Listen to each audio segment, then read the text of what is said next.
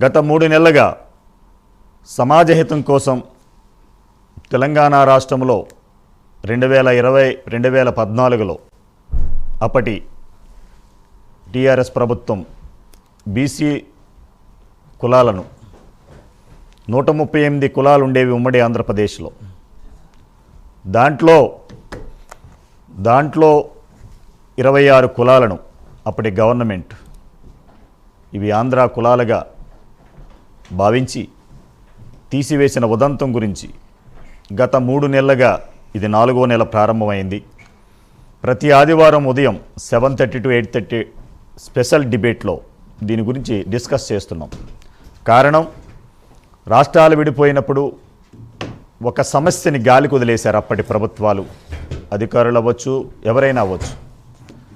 దాన్ని తెలిసిన ప్రైమ్ 9 వాళ్ళు మమ్మల్ని 26 కులాల జేఏసీ వాళ్ళు మమ్మల్ని సంప్రదించిన తర్వాత ఇది సమాజహితం కోసం చేయవలసిన సబ్జెక్ట్ అని భావించి ప్రైమ్ 9 మేనేజ్మెంట్ ఈ 26 కులాలకు సంబంధించిన మంత్రులు, ఎమ్మెల్యేలు, ఎంపీలు, రాజకీయ నాయకులు, కుల సంఘాల పెద్దలు, రిటైర్డ్ జడ్జిలు, అడ్వకేట్లతో, ఎందుకంటే ఇది రాజ్యాంగ ఉల్లంఘన జరిగింది. రాజ్యాంగాన్ని పక్కన పెట్టి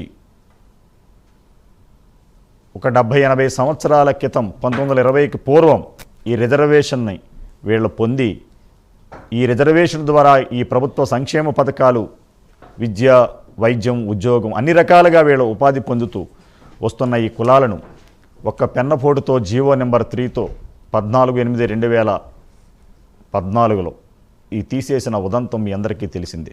ఆనాటి నుండి ఈనాటి వరకు సుదీర్ఘ ప్రయాణం చేశారు వీళ్ళు.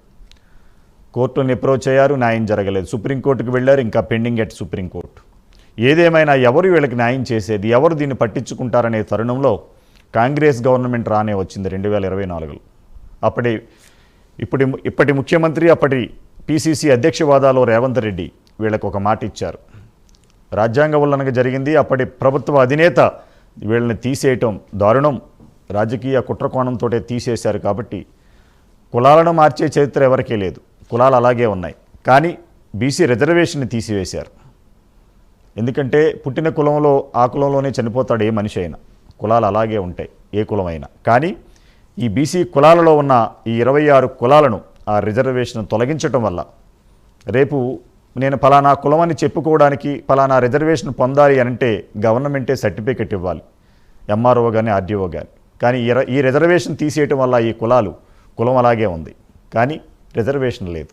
ఆ రిజర్వేషన్ లేకపోతే ప్రభుత్వ సంక్షేమ పథకాలు ఉండదు, ఎడ్యుకేషన్ ఉండదు, హెల్త్ ఉండదు, వాట్ ఎవర్ ఇట్ ఈస్, దేనికి వెళ్ళినా ఆ క్యాస్ట్ సర్టిఫికేట్ ఈజ్ మ్యాండేటరీ.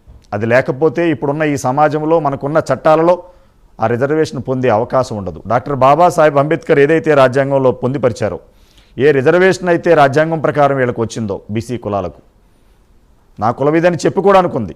కానీ అక్కడ రిజర్వేషన్ లేకపోవటం వల్ల మనం ఏమీ చేయలేని నిస్సహాయ స్థితిలో ఈ 26+1 సెట్టిబలిజ కులాలు ఉన్నాయంటే మనం నిజంగా చింతించవలసిన విషయం. ఏదేమైనా ఒక అడుగు ముందుకేసిన రేవంత్ రెడ్డి ఒక నెల రోజుల లోపులోనే చేరుస్తానని చెప్పడం అందరూ ఆనందపడ్డారు. కానీ దగ్గరగా 20 నెలలు కావస్తుంది. బీసీ కమిషన్ నోటిఫికేషన్ ఇచ్చింది ప్రైమ్ 9 కథనాలతో, వాళ్ళు విచారణ చేశారు. కానీ ఒక విషయం తెలియదు ఏంటంటే 26 కులాలను తీసేటప్పుడు ఏ కమిషన్ లేదు, ఏ విచారణ లేదు, ఒక్క జీవోతో తీసేశారు, ఒక్క రోజులో తీసేశారు. కానీ 11 సంవత్సరాలు పట్టిందా వీళ్ళకి రీస్టోర్ చేయడానికి, రాజ్యాంగపరంగా వచ్చిన హక్కుని రీస్టోర్ చేయడానికి 14 సంవత్సరాలు పట్టిందా? ఇదే ఈ డిబేట్ని మనం గత 3 నెలలుగా అసలు ఏం జరిగింది, ఏ కుట్రకోణం జరిగింది, ఎందుకు తీసేశారు, రాజ్యాంగం ఉల్లంఘన జరిగింది కాబట్టే ప్రైమ్ 9 దీన్ని సమాజహితం కోసం చేస్తున్నాం. తెలుగు రాష్ట్రాలలో 2 రాష్ట్రాలలో కూడా ఒక ప్రైమ్ 9 సమాజంలో ఏం జరిగినా కూడా రాజ్యాంగబద్ధంగా వాళ్ళ హక్కుల్ని కాపాడడానికి ఒక అడుగు ముందుకు వేస్తూ ఉన్నాం. ఆ తరుణంలోనే ఈ 26 కులాల+1 ఈ చర్చను చేపడుతూ వస్తున్నాం.